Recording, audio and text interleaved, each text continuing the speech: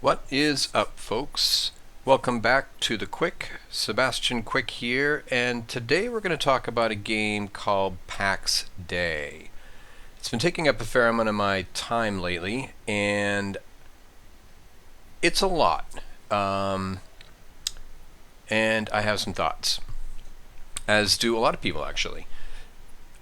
Let's first talk about what Pax Dei is. I'm reading from the description on their Steam page. The first line is, "Welcome to a vast social sandbox MMO inspired by the legends of medieval era." I would say that's pretty accurate. Social sandbox MMO, definitely an MMO. Definitely a sandbox. There is only what you do in it is completely up to you. There is very little hand holding.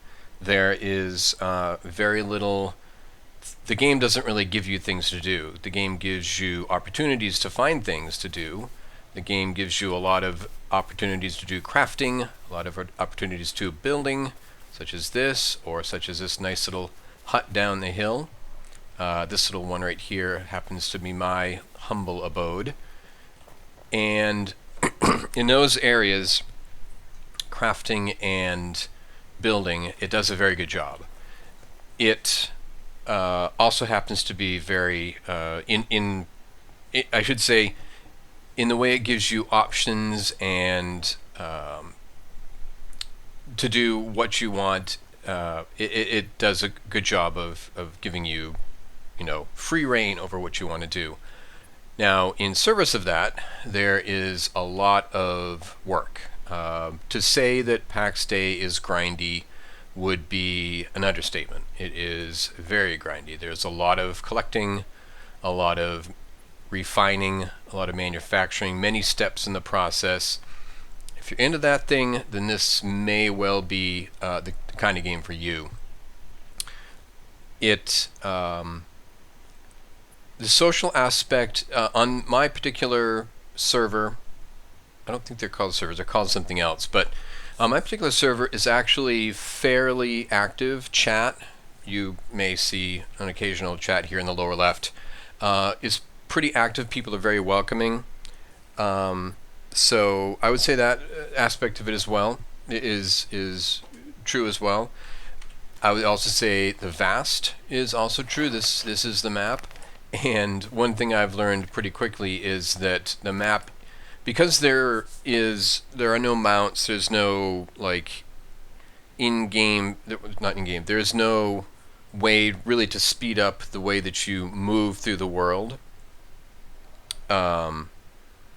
It takes longer than you think it would to get from like point A to point B, and I suppose if I zoomed all the way in, it might seem a little bit more normal. But I mean, for instance, to get from here down to this little river right here, which is where you go to gather reeds, which are used in a number of different things. I mean, that's probably a 5-minute run. Like I said, there are no mounts, so you can't speed that up. There is fast travel. Once you've discovered these points right here, you can fast travel to these points, which helps. But yeah, again, just reiterate. I think the word vast is a good description of this. So I would say that their description is fair. Vast social sandbox MMO. Nothing misleading there. So as I think I said, I've been enjoying my time so far in the game. I am into working through, detailed, intricate crafting systems. The building system is good. So I've been enjoying both of those aspects so far. The game looks good. I've got a medium, moderately powerful PC. Well, let's say low to moderately powered PC. I'm running this currently on medium settings, and the game looks good. I'm sure that if I bumped up the settings, it would look better, but my performance would also drop.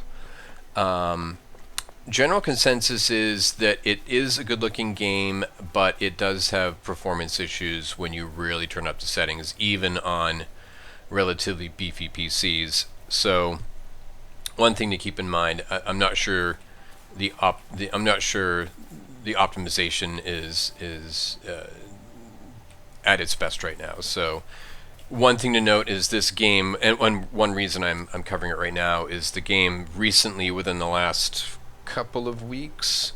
Actually, I guess it's been about almost 4 weeks. The game went to left early access and went right to 1.0 status. So it's kind of resurfaced. I think it was in early access for 2 years, but it's recently resurfaced into kind of the general consciousness, and a lot of people have been giving it a try. There's a fair amount of chatter on various platforms about what the status of this game is. Looking at the scores on Steam, it's currently sitting at mixed in the 50s, which is fairly low. Anything below, I think, 70 is mixed, and I would say that's fair. There are definitely aspects of the game that aren't going to be a good fit for a fair number of people, and we'll get back to those in a little bit. We've talked about the crafting emphasis, which again, if that's what you're into, then I think you're going to have a good time here. Good building mechanics, as you can see, as I said before. You can build some pretty cool looking stuff. What I built here is pretty basic in terms of building materials. What this person here down the hill built is at least one level above what I'm able to build currently. I'm not currently able to make those types of walls. That comes as my construction skill goes up. As I said earlier, this is one of the more sandboxy MMOs that I've played. Again, there are no quests. There are very few NPCs. There are no NPCs that you can interact with to purchase things. All items in the game are player made. The NPCs in the game are restricted to guards at points of interest that you go and battle to clear a point of interest and farm them for just a few things, a few gold, a few minor crafting materials. So yeah, it's very much a sandbox. You can build pretty much wherever you want. I was lucky enough to score this pretty decent little area atop this little hill. You can see this person over here built that modest tower on the side of that hill. So this particular area up here is it is fairly low populated. You'll see that there are a few other people in this area. Somebody built a big base or structure down there. Someone built a much smaller one down there. You'll see it ranges greatly in terms of the size of a base. There's somebody just actually right next to me over here that built nothing more than a circle of crafting benches, crafting tables and such over here, and that's it. I've not seen this person yet. I don't know if they're currently actively playing the game, but so I would not be surprised if this went away at some point soon. And and as I said earlier, in regards to the social piece of it, my experience with the community so far, at least in game, has been very positive. If I type in here and say, let's go.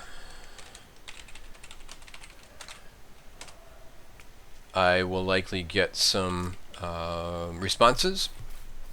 I've been fairly responsive myself in chat.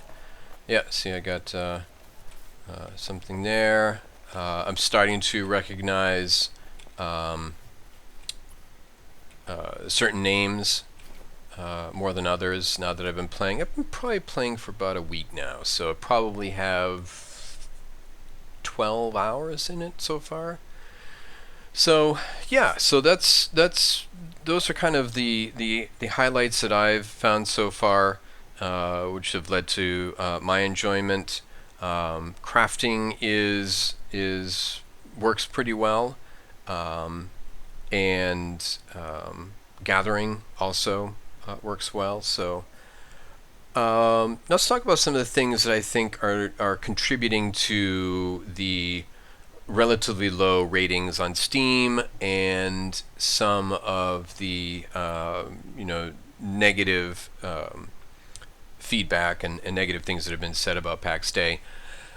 The From the start, the developer has not made has not been has not made it a secret that their intention was to make a game that's really more focused toward groups of players. This game is not really solo friendly, and I say that because well, actually, it kind of goes into my second point in that, as I said earlier, the game is grindy. It's very grindy. And if you are trying to do all the things, if you're trying to work on, here, let's take a look. If you are, I'm going to forget where, oh, here it is. So here's a list of all my skills. If you're trying to work on all your different crafting skills, because it's so grindy in all of these areas, it's going to become a lot.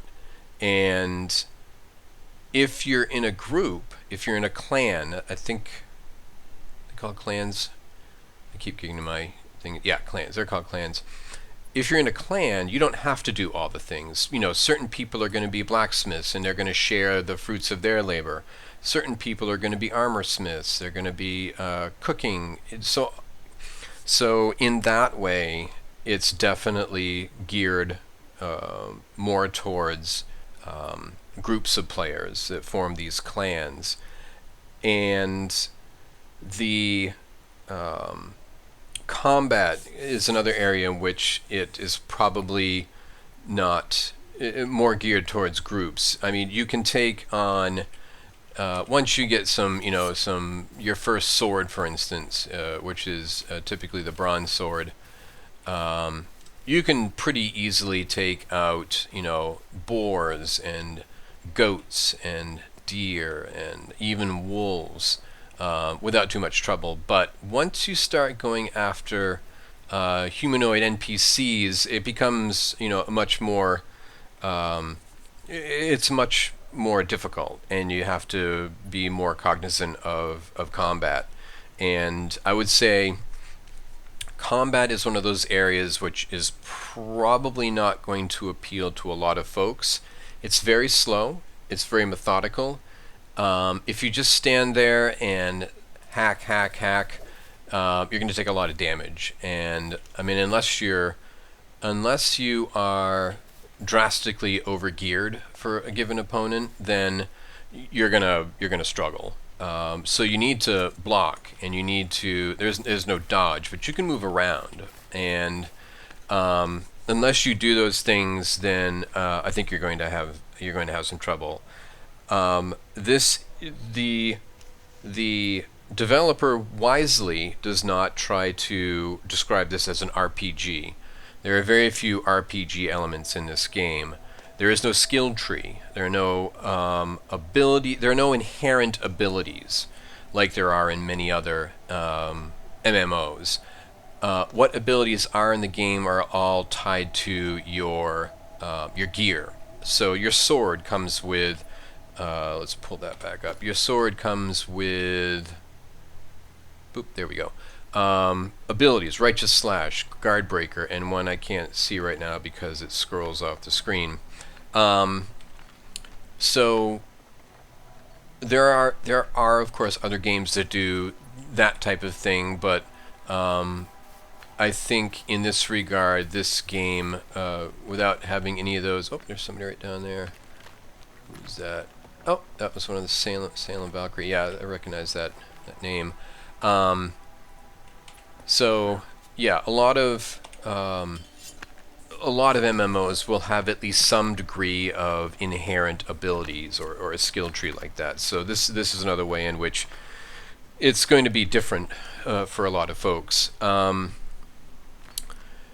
Another area that is probably going to be a bit of a downside is the progression in terms of crafting. I'm finding it somewhat inconsistent. It kind of comes in bursts. So again, it goes back to the grind, and it's if you can restrict yourself to working on only specific crafts and crafting abilities and stuff like that, then it's probably going to be less grindy. But I mean that actually doesn't mean you're still going to have to grind certain. You're going to have to make certain items to bring your skill up to the point where you can make something new. So another area related to crafting is let me see if I can grab a couple of things to show you what I'm about to talk about. Yeah, we'll just grab these bronze metal sheets here. So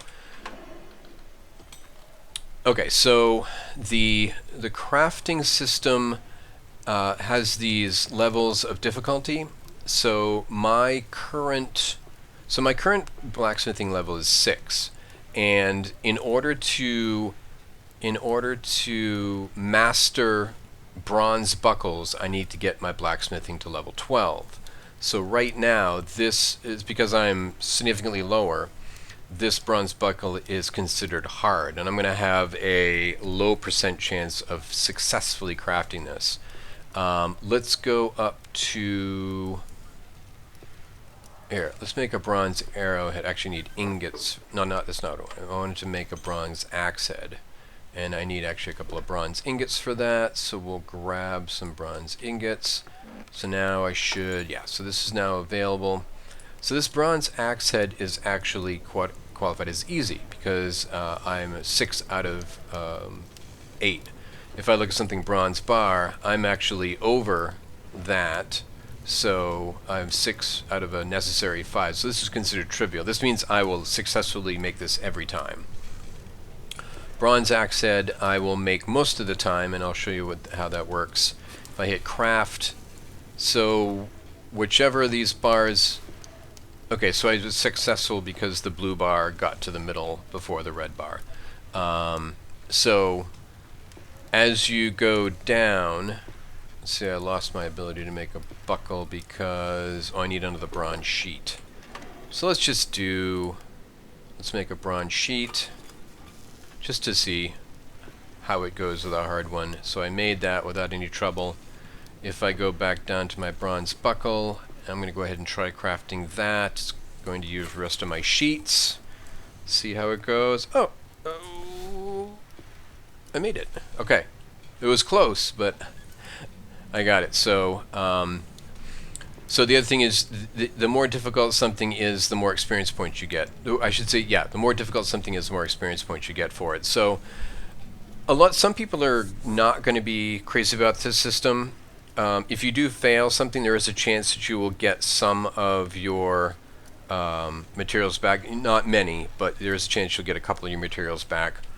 A lot of people don't really like the introduction of that RNG, so that's going to be another area in which people are probably going to complain.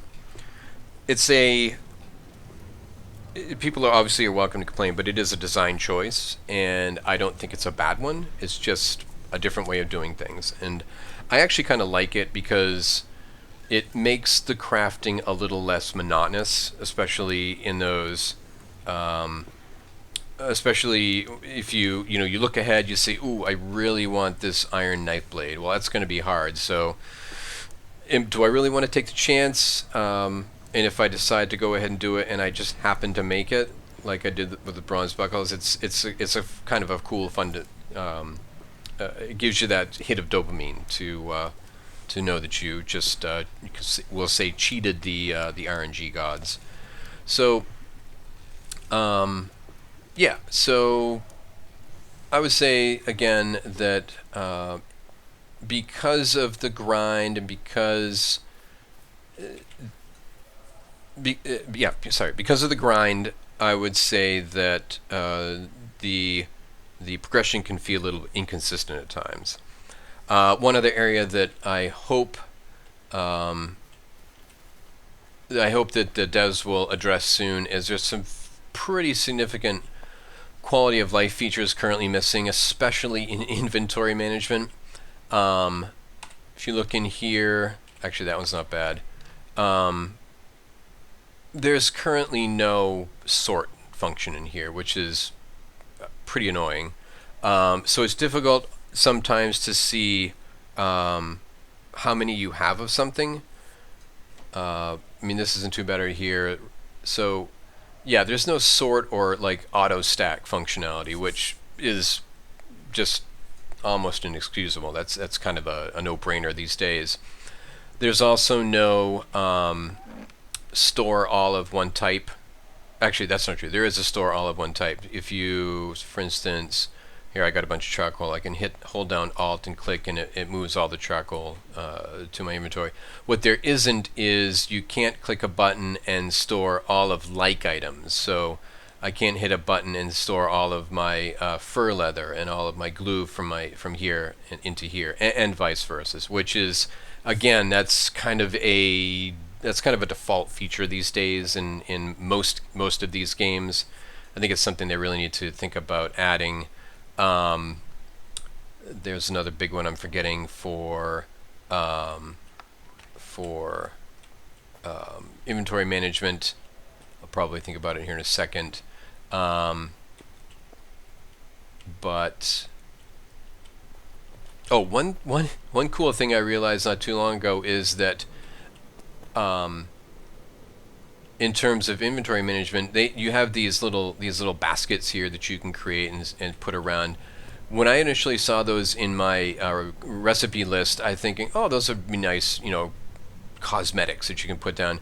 These actually are storage. They're like half the size, or they're smaller, but they serve a dual purpose of kind of looking nice, but also giving you little bits of storage for like this oven right here. I've got my baking stuff in this basic bread oven, and I've got one over here on this shelf for my brewing stuff over here. I have my brewing materials here.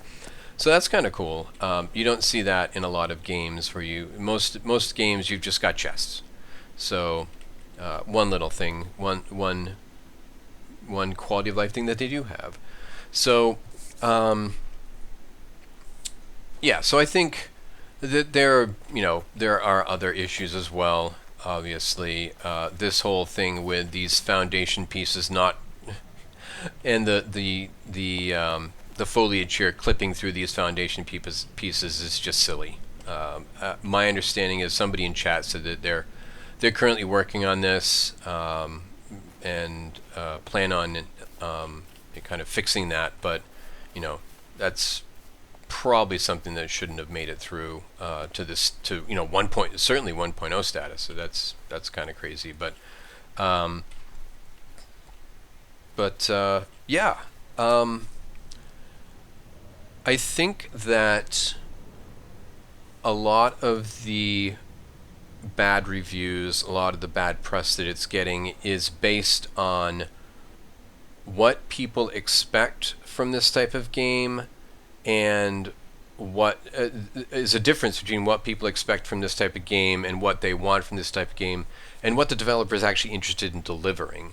And certainly, people are certainly welcome to review or talk about a game in regards to what they want, but I think to some extent we always need to be cognizant of what the developers are actually trying to deliver, and judging a game based on factors that were never intended.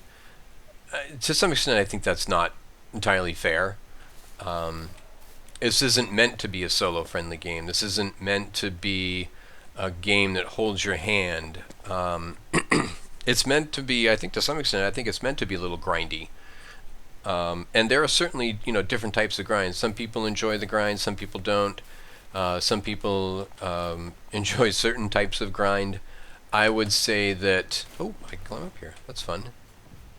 I've never been to the top of my house before. I would say this is probably just south of the good kind of grind. I think there is some aspects here that they could make. I think they could make it less grindy, and it wouldn't upset anyone. Somewhat less grindy, and it wouldn't upset anyone. So hopefully that is something that they will look at. But yeah, it's another thing people are complaining a little bit about is the monetization. This game does have a box price.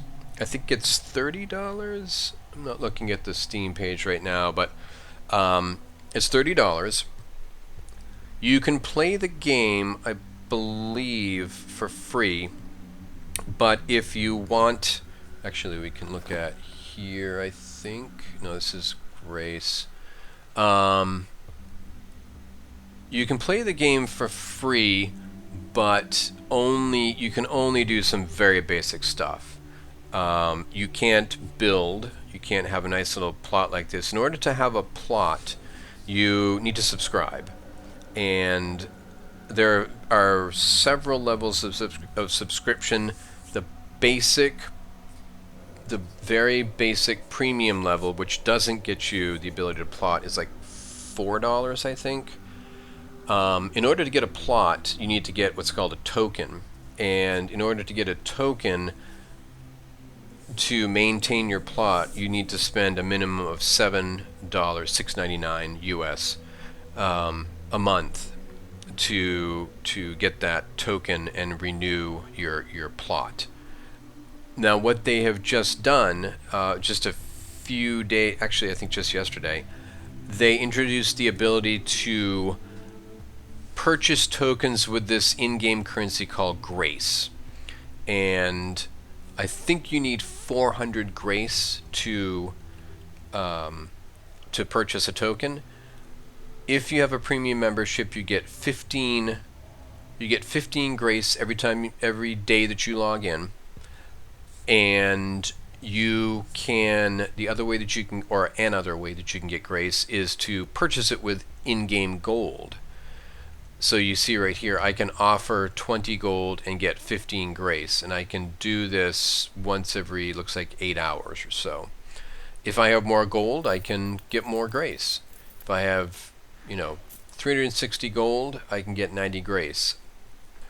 So they are providing people with the ability to continue playing the game without actually paying any real money, which I think is pretty cool. Just by logging in every day, $15 a day, we'll say 34, what is that, 3 times 15, 450. So actually, if you log in every day, is that right? What am I doing here? Yeah, that's right. 3 times 15 is 45, plus a 0 on the end, 450. So, unless I'm mistaken, about $400 a month. If you log in every day with a premium membership, well, I guess that's the thing right there. You need to spend at least the $4 every month to get that premium membership. So I guess without a premium membership, you do still get Grace every day, but I think it's half that. I think it's like 7. So you just by logging in every day, you won't have enough. So you'll have to accumulate some in-game gold in order to get that premium membership. Anyway, at least they're giving folks some other way of continuing to play without spending any real money. Um, so, and I wouldn't be surprised if they refined that further to give people some other options. But I've been thinking for a bit about whether or not I'm going to continue to play this after my free month. I think I forgot to mention this. When you purchase the game for the $30, you get a token which gives you 30 days trial membership, shall we say? So I actually didn't have to pay this. I didn't have to pay anything because I'm playing this on PC Game Pass, and you get that the game comes for free along with that new that token. So yeah, I'm will certainly continue to play through the end of my trial time. I think there's a fair chance I will sub at least 1 month and play it a little bit longer, see how it goes. I'm not sure about beyond that. Not sure if I'll continue to play beyond that. All depend on whether or not the game kind of holds my attention, and maybe if I become a little bit more involved in the community. I haven't actually interacted with, played with any of the, teamed up, shall we say, grouped up with any of the other players in the server yet. But if I get into that, that will probably, even join a clan perhaps. That might cause me to want to extend. But anyway, if I was to give this game a review, it would probably be a 7-ish out of 10. I think it's got a lot of good things going for it.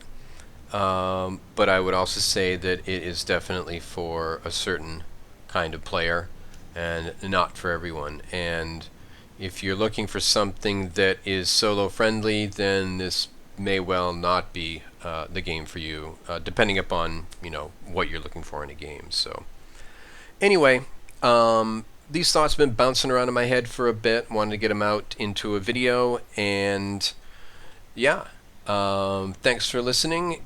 Would love to hear your thoughts below in the comments. Have you tried the game? What do you think? Do you think you might try the game? Anyway, let me know what you think, and I will talk to you next time.